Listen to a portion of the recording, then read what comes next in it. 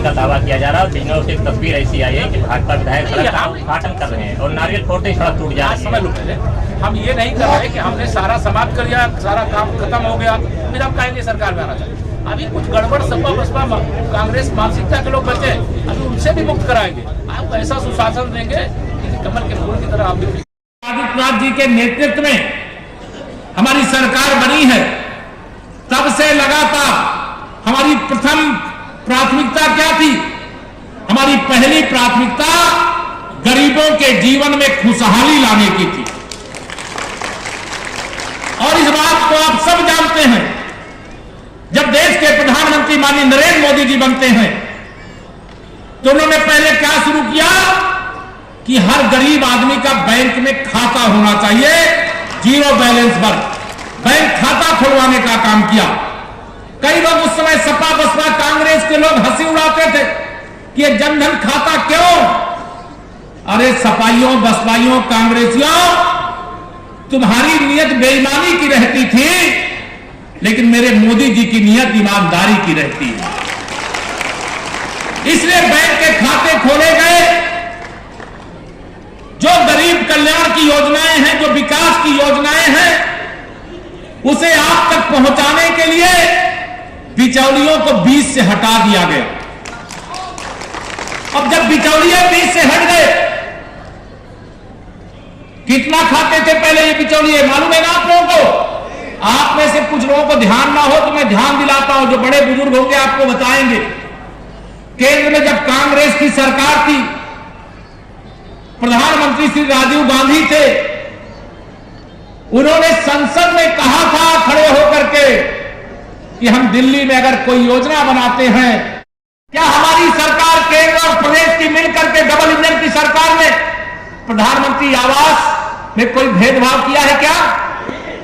जिन्होंने हमें वोट दिया था उन्हें भी हमने प्रधानमंत्री आवास दिया, और जिन्होंने कमल के फूल की बटन नहीं दबाई थी उन्हें भी हम लोगों ने प्रधानमंत्री आवास दिया।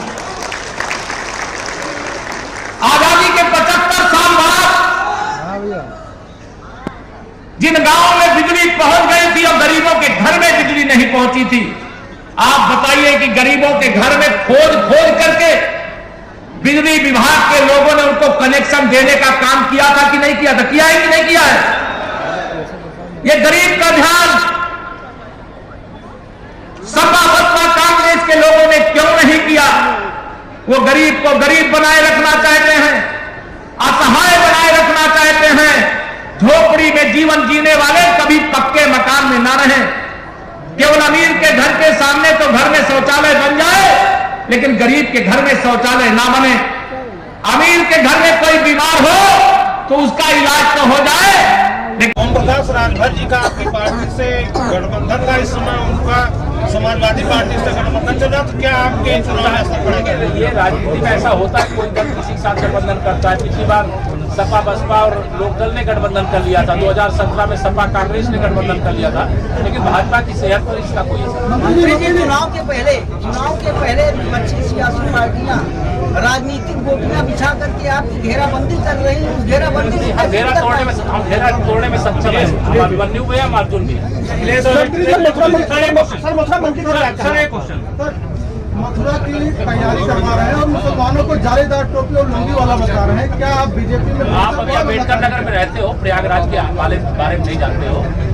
वहाँ एक अतीक अहमद नाम का बहुत बड़ा माफिया, जिससे दिन दहाड़े एक बसपा के विधायक की हत्या उसने की, और वहाँ पर एक इस प्रकार का आतंक फैला था। मैंने प्रयागराज में, मैं जानता हूँ, आप नहीं जानते, ना जानते हो, एक बार जाइएगा, वहाँ हर चौराहे चट्टी पर इस प्रकार से बैठ करके डराना धमकाना, मैं वो बता भी नहीं सकता आपको, और आप लोग बढ़िया तेजी से उसको उठा देते हो। अपराधी के खिलाफ भाजपा थी, है और रहेगी। अपराधियों के खिलाफ कार्रवाई किया है और आगे भी करेगी।